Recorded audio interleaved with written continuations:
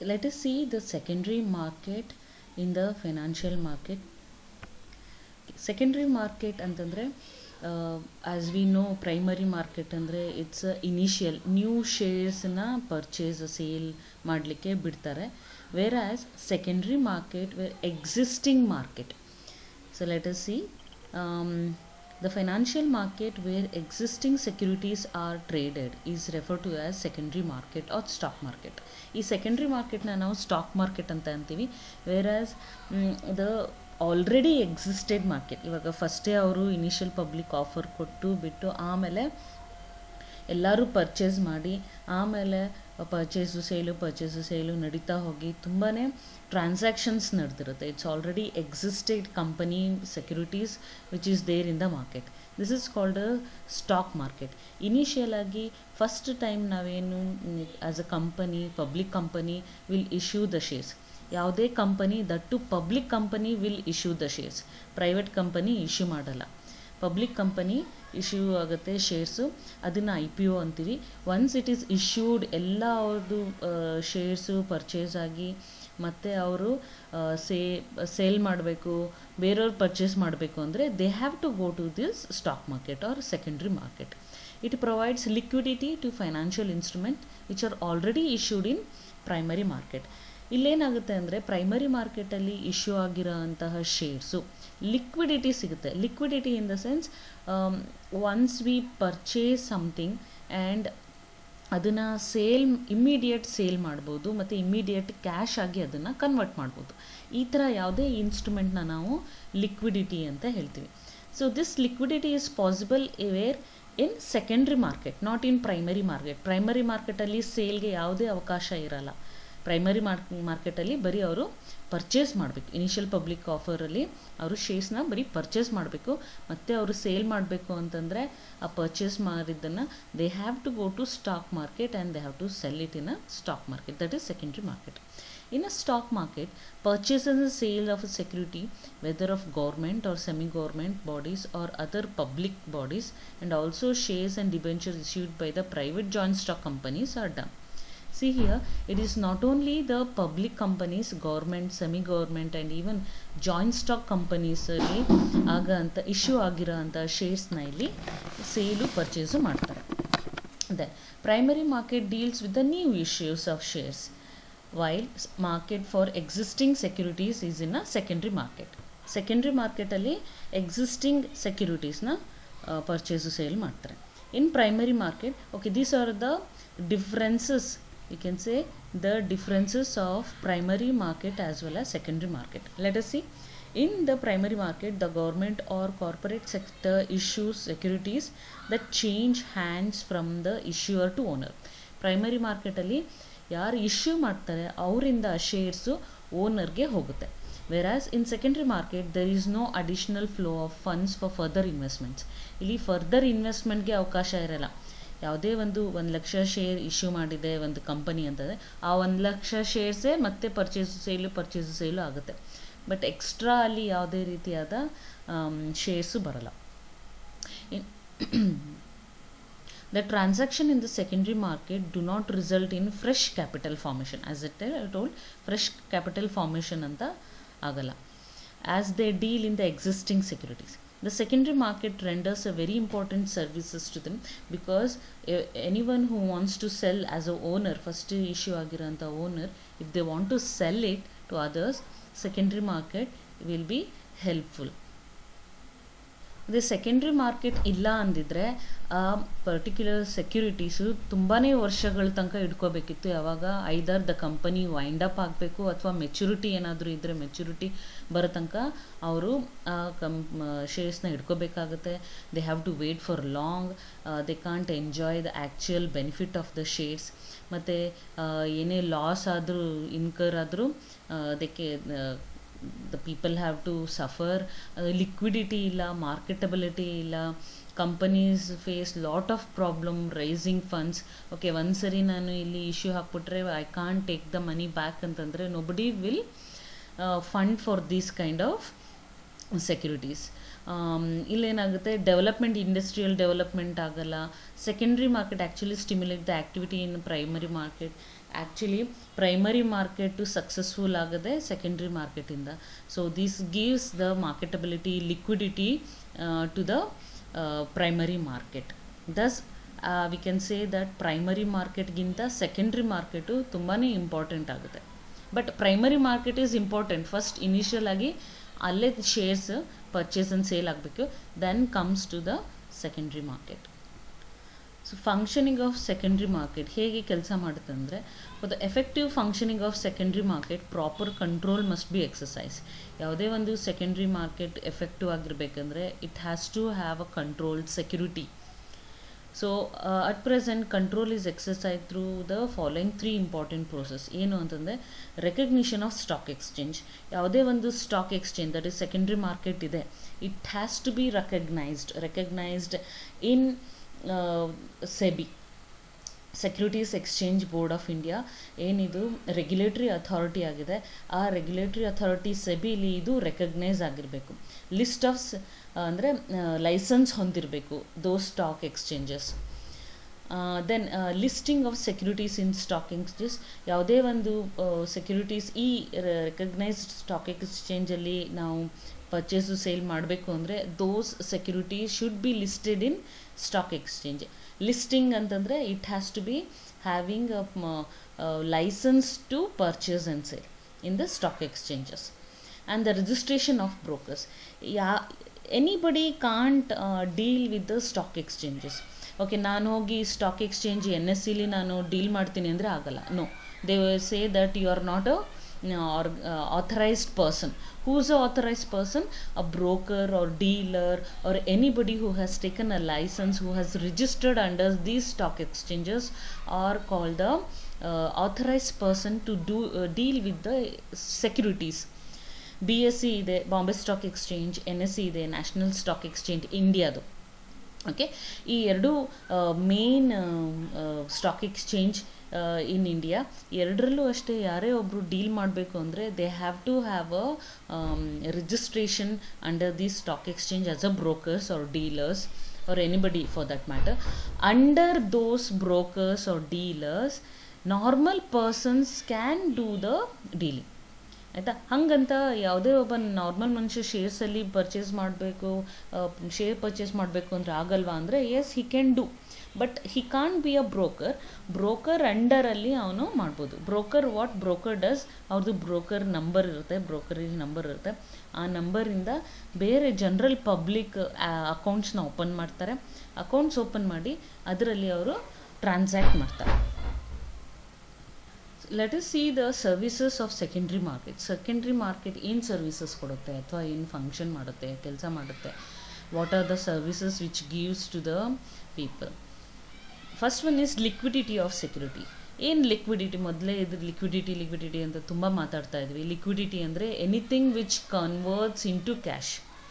So here we are talking about stock market, we are talking about securities, we are talking about shares, debentures, derivatives. ಇದನ್ನೆಲ್ಲ ನಾವು securities ಅಂತ ಹೇಳ್ತೀವಿ. ಈ ಎಲ್ಲ ಸೆಕ್ಯೂರಿಟೀಸುವೆ ಏನಾಗಬೇಕು, ಇಮ್ಮಿಡಿಯೇಟಾಗಿ ಕ್ಯಾಶಲ್ಲಿ ಕನ್ವರ್ಟ್ ಆಗಬೇಕು. ಇಮ್ಮಿಡಿಯೇಟ್ ಅಂದರೆ ಇವತ್ತು 1-2 ದಿನದಲ್ಲಿ ಕನ್ವರ್ಟ್ ಆಗಬೇಕು ಕ್ಯಾಶ್ ಆಗಿ. ಸೊ ಅದನ್ನು ನಾವು ಲಿಕ್ವಿಡಿಟಿ ಅಂತೀವಿ. Say for example, if we have a money at hand ಅಥವಾ money at bank, as well as securities we are dealing. ಇನ್ನೊಂದು ವಿ ಹ್ಯಾವ್ ಅ ಹೌಸ್. ಇಷ್ಟರಲ್ಲಿ ಯಾವುದು ಜಾಸ್ತಿ liquid? Money in hand is very much liquid than money in bank. ಬ್ಯಾಂಕಲ್ಲಿ withdraw ಮಾಡಬೇಕು, money ಬೇಕು ಅಂತಂದರೆ either I have to go ATM or I have to wait for bank to open Monday, Tuesday, week days Monday to Saturday. ಆ ದಿನಗಳಲ್ಲಿ ಆ ಟೈಮ್ಗಳಲ್ಲಿ ಹೋಗಿ ತೊಗೋಬೇಕು. ATMಲ್ಲಿ ವಿಡ್ರಾ ಮಾಡ್ಬೋದು, ಬಟ್ ಆನ್ಲೈನ್ ಟ್ರಾನ್ಸಾಕ್ಷನ್ ಮಾಡ್ಬೋದು. But if I want money in hand, that can't be done very easily as good as cash in hand. Cash in hand is a very much liquid. Cash at bank is also liquid, ಯಾಕಂದರೆ it will take 1 or 2 days. As well as we have a securities ಏನು ಮಾಡ್ತೀವಿ, ನನಗೆ cash immediate ಆಗಬೇಕು ಅಂದರೆ ಇವತ್ತು ನಾವು transact ಮಾಡ್ತೀವಿ. Transact ಆಗಿ 1 or 2 ಡೇಸಲ್ಲಿ again it will give a cash to us, ನಮ್ಮ ಅಕೌಂಟ್ಗೆ ಕ್ಯಾಶ್ ಬರುತ್ತೆ. That is also liquid. Whereas we have a house, if you want to make it convert into cash, ಎಷ್ಟು ಬೇಕು. ನಮ್ಮ ಮನೆಯನ್ನು ನಾನು ಸೇಲ್ ಮಾಡಬೇಕು ಅಂದರೆ I have to find out the people who are interested first. ನಮ್ಮ ಆಫರ್ಗೆ ಅವರು ಒಪ್ಕೋಬೇಕು, ಆಮೇಲೆ ಅವರು ಅದನ್ನೆಲ್ಲ ರಿಜಿಸ್ಟರ್ ಮಾಡ್ಕೋಬೇಕು, ನಮ್ಮ ದುಡ್ಡು ಕೊಡಬೇಕು. Minimum I am telling 1 month or 2 months minimum. It can go up to 6 months or 1 year. So it depends. We have to find the person who is interested in purchase of our house. See here, conversion of the things into money is called a liquidity. Here securities ಏನೇ ಇದೆ ಅದು ಈಸಿಯಾಗಿ liquid ಆಗುತ್ತೆ ಇಲ್ಲಿ stock ಎಕ್ಸ್ಚೇಂಜಲ್ಲಿ. This is stock exchange provides liquidity to securities, since securities can be converted into cash at any time according to the discretion of investor by selling them at the listed price. ಯಾವುದು list ಆಗಿರುತ್ತೆ, usually ನಾವು ಈ broking companies ಅಥವಾ broking if you have a account, ಅಲ್ಲಿ every time it will change because of the fluctuation in the market. ಅದೇನಾಗ್ತಾ ಇರುತ್ತೆ, amount change ಆಗ್ತಾ ಇರುತ್ತೆ. ಓಕೆ, ನಮ್ಮ ಡಿಸೈರ್ಡ್ ಅಮೌಂಟ್ ಬಂದಾಗ ನಾವು ಸೇಲ್ ಮಾಡ್ತೀವಿ. ಸೇ for example, if one particular share ನಾನು 50 ರೂಪಾಯಿಗೆ ಪರ್ಚೇಸ್ ಮಾಡಿದೆ, ಅದು ಸ್ವಲ್ಪ ಏರಿಳ್ತಾ ಆಗಿ ಇವಾಗ 75 ರೂಪಾಯಿಗೆ ಬಂದಿದೆ. ಸೊ ಒಂದು ಶೇರ್ಗೆ 25 ರೂಪಾಯಿ ನನಗೆ ಪ್ರಾಫಿಟ್ ಇದೆ. ನನಗೆ ಇಮಿಡಿಯೇಟಾಗಿ ಕ್ಯಾಶ್ ಬೇಕು, then I can sell it. Otherwise I can still continue doing the transaction. ನಾನು ಸೇಲ್ ಮಾಡ್ತೀನಿ, ಆ 75 ರೂಪಾಯಿಗೆ ಅದು ನನ್ನ ಅಕೌಂಟಿಗೆ ಪರ್ ಶೇರು ಎಷ್ಟು ವ್ಯಾಲ್ಯೂ ಆಗುತ್ತೆ ಅಷ್ಟು within 2 days it will come to my account. This is called a liquidity. Next one is marketability to securities. ಯಾವುದೇ ಒಂದು ಸೆಕ್ಯೂರಿಟೀಸ್ ಇದೆ ಅದನ್ನು purchase, sale, buying and selling of these shares ಯಾವಾಗ continuous ಆಗಿ ಆಗ್ತಾ ಇರುತ್ತೆ, that is called a marketability. But IPOನಲ್ಲಿ marketability ಕಡಿಮೆ ಇರುತ್ತೆ. ಪ್ರೈಮರಿ ಮಾರ್ಕೆಟಲ್ಲಿ ಯಾವುದು marketability will be less, won't be there actually. ಯಾಕಂದರೆ ಅಲ್ಲಿ ಜಸ್ಟ್ ಪರ್ಚೇಸ್ ಮಾಡೋದು, ಸೆಲ್ಲಿಂಗ್ ಯಾವುದು ಇದಿಲ್ಲ, ಮತ್ತು ಇನ್ಯಾರೋ ಪರ್ಚೇಸ್ ಮಾಡಬೇಕು ಅಂದರೂ ಆಗಲ್ಲ, ಒಂದೇ ಟೈಮ್ ಅದು ಪರ್ಚೇಸ್ ಆಗುತ್ತೆ. Whereas in secondary market it facilitates buying and selling of securities at listed price. ಆ ಟೈಮಲ್ಲಿ ಯಾವ ಪ್ರೈಸ್ ಇರುತ್ತೆ ಆ ಪ್ರೈಸಲ್ಲಿ, ಬೈ ಪ್ರೊವೈಡಿಂಗ್ ಕಂಟಿನ್ಯೂಯಸ್ ಮಾರ್ಕೆಟಬಿಲಿಟಿ.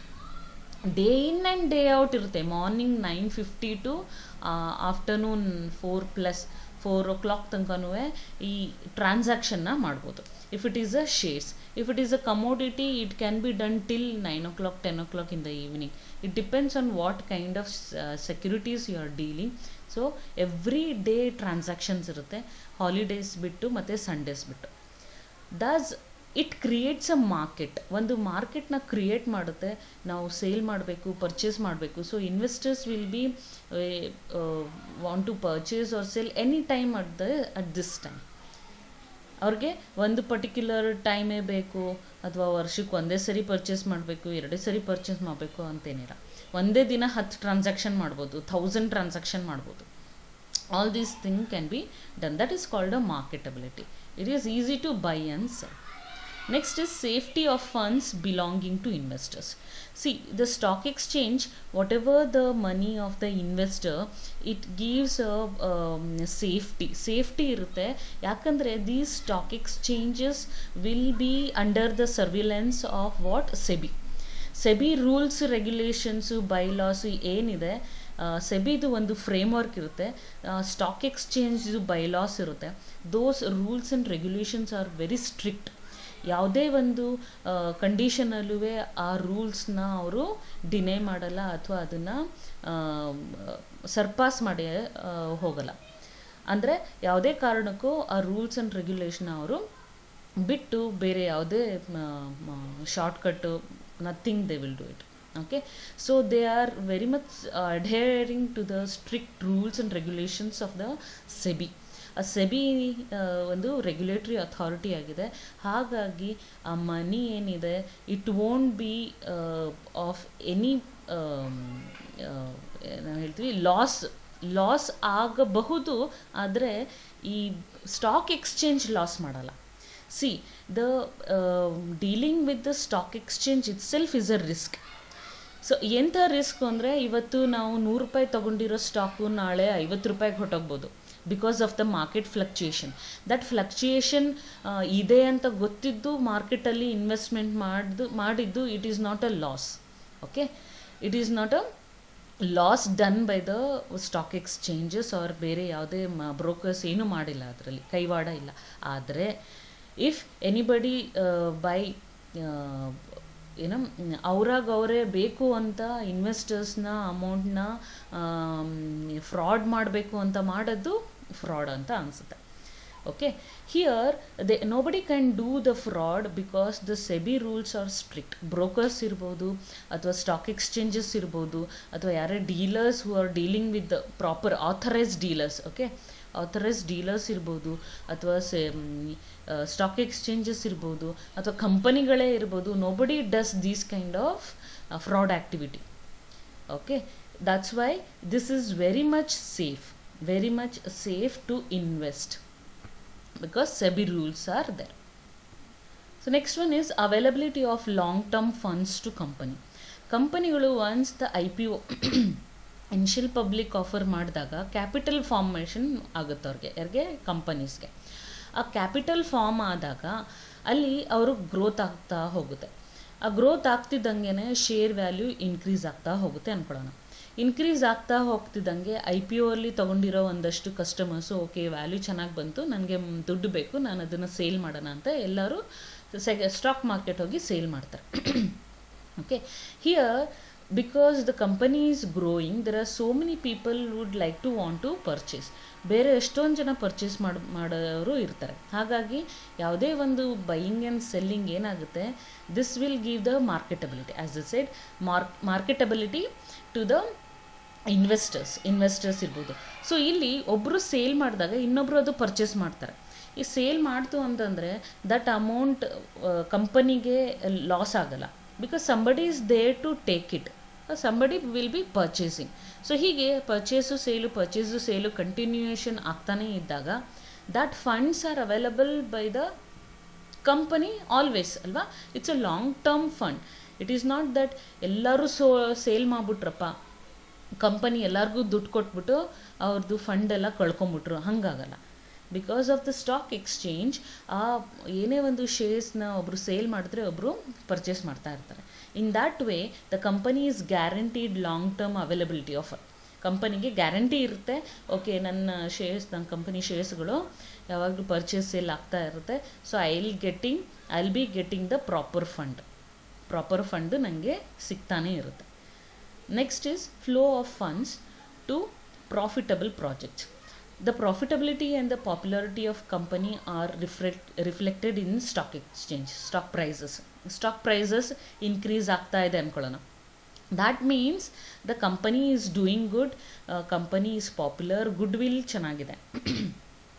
ಈ ಥರ ಕಂಪನಿಗಳು ಇವಾಗ ಇನ್ಫೋಸಿಸ್ ಅಂತ ಕಂಪನಿಗಳು ಆಬ್ವಿಯಸ್ಲಿ ಅವ್ರದ್ದು ಸ್ಟಾಕ್ ಪ್ರೈಸ್ ಜಾಸ್ತಿ ಇದೆ, ಯಾಕಂದರೆ it has a popularity, so it is getting a profit.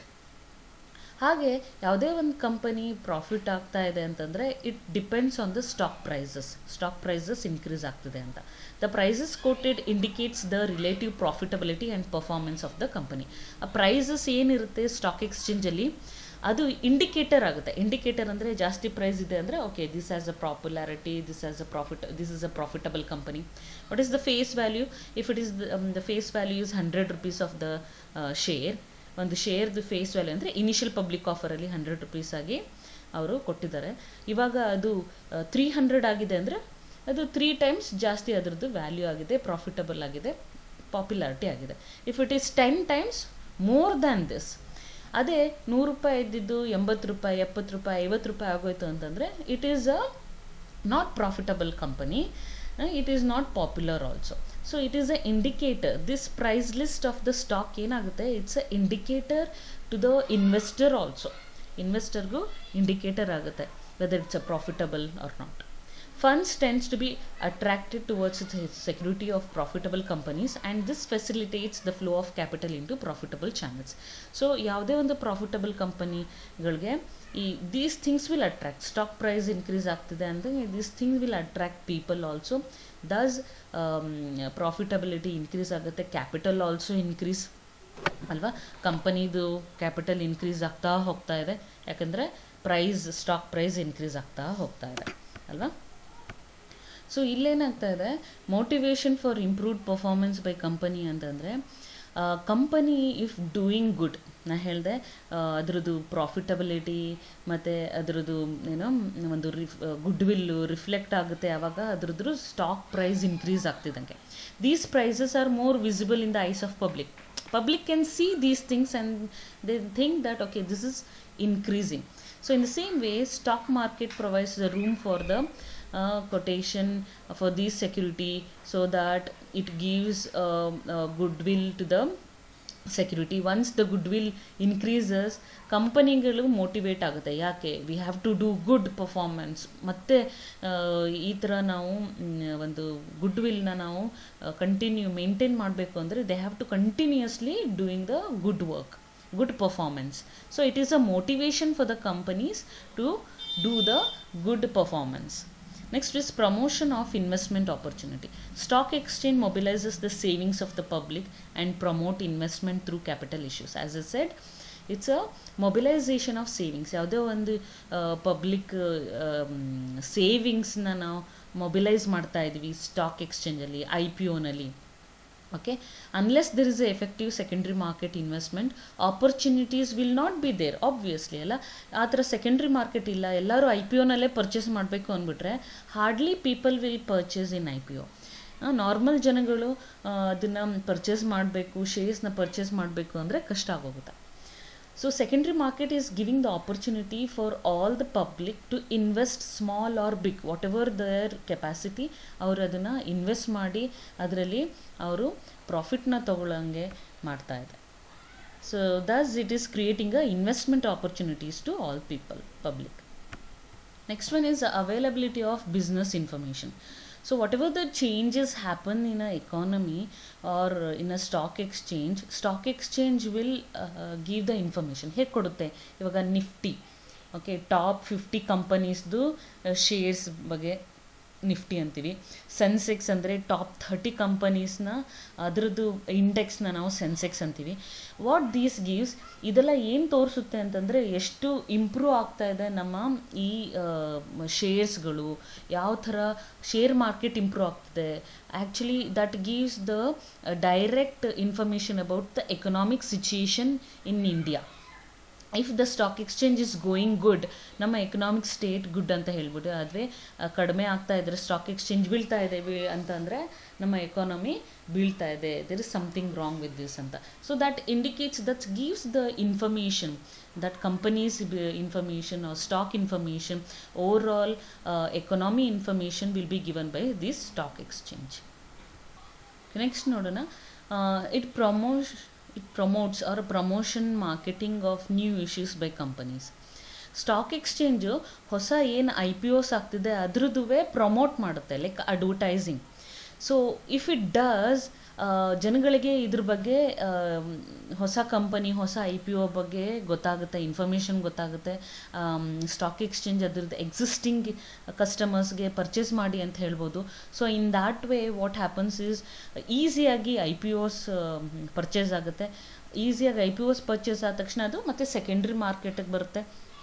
Secondary ಮಾರ್ಕೆಟಲ್ಲಿ ಅದು ಟ್ರಾನ್ಸಾಕ್ಷನ್ ಸ್ಟಾರ್ಟ್ ಆಗೋಗುತ್ತೆ. And Dus under writing also cost ಕಡಿಮೆ ಆಗುತ್ತೆ. ಅಂಡರ್ ರೈಟಿಂಗ್ ಮಾಡೋದು ಬೇಕಿರಲ್ಲ. ಅಂಡರ್ ರೈಟಿಂಗ್ ಅಂದರೆ ಗೊತ್ತಿದೆ ಅಲ್ಲ, ಯಾವುದೇ ಒಂದು ಕಂಪನಿ ಅದಕ್ಕೆ ಡೌಟ್ ಇದ್ದರೆ ನಮ್ಮ ಶೇರ್ಸು IPOದಲ್ಲಿ ಫುಲ್ಲು ಪರ್ಚೇಸ್ ಆಗಲ್ಲ ಅಂದಾಗ they can go to underwriters and ಪರ್ಸೆಂಟೇಜ್ನ ಅವರು ಅಲ್ಲಿ ಅಂಡರ್ ರೈಟ್ ಮಾಡಿಸ್ತಾರೆ.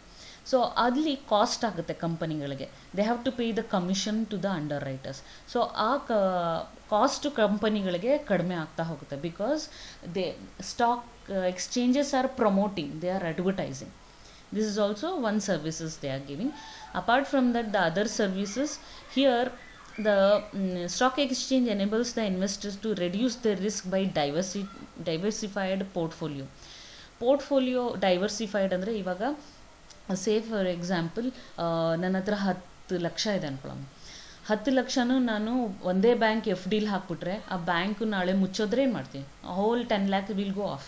ಸೊ ಅದಕ್ಕೆ better investor should diversify their investments. ಇವಾಗ 10 ಲಕ್ಷ ಇದೆ ಅಂದರೆ 1-2 ಲಕ್ಷ ಒಂದು bank, 1-2 lakh insurance, 1-2 lakh mutual fund, 1-2 lakh insurance, 1-2 lakh ಬೇರೆ ಯಾವುದರಲ್ಲೋ ಅದನ್ನು ಇನ್ವೆಸ್ಟ್ ಮಾಡೋದ್ರಲ್ಲಿ, ಶೇರ್ಸಲ್ಲಿ ಅಥವಾ ಯಾವುದರಲ್ಲೂ ಇನ್ವೆಸ್ಟ್ ಮಾಡೋದ್ರಲ್ಲಿ it is called a diversified investment. We are diversifying. ಒಂದೇ ಕಡೆ ಅಲ್ಲ, ಬೇರೆ ಬೇರೆ ಕಡೆ ಸ್ಪ್ರೆಡ್ ಮಾಡ್ತಾ ಇದ್ವಿ.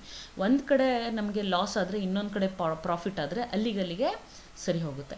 ಸೊ ಸ್ಟಾಕ್ ಎಕ್ಸ್ಚೇಂಜಲ್ಲೂ ಅಷ್ಟೇ ಏನು ಹೆಲ್ಪ್ ಮಾಡ್ತಾರೆ ಅಂದರೆ the investor should get the diversified portfolio. ಅಲ್ಲೇನಾಗುತ್ತೆ, ಎಲ್ಲ there is a risk, there is a mid cap, there is a debt, there is a capital, money market ಅಂತ ರಿಸ್ಕ್ ವೈಸ್ ಡಿಫ್ರೆಂಟ್ ಕ್ಯಾಟಗರಿ ಇರುತ್ತೆ. So they will be giving the opportunity to invest in different risk, different companies. There are some companies normal ಆಗಿ growth ಕೊಡ್ತಾ ಇರುತ್ತೆ, ಒಂದಷ್ಟು equities ತುಂಬಾ ಫಾಸ್ಟಾಗಿ growth ಕೊಡುತ್ತೆ. All these things will be done in shares also. So ಈ ಥರದೊಂದು ಇನ್ವೆಸ್ಟರ್ಸ್ಗೆ help ಮಾಡುತ್ತೆ. ಸೆಕ್ಯೂರಿಟಿನ ಯಾವುದು ಒಳ್ಳೆಯದು ಪರ್ಚೇಸ್ ಮಾಡಲಿಕ್ಕೆ ಅಂತಲೂ ಹೆಲ್ಪ್ ಮಾಡುತ್ತೆ.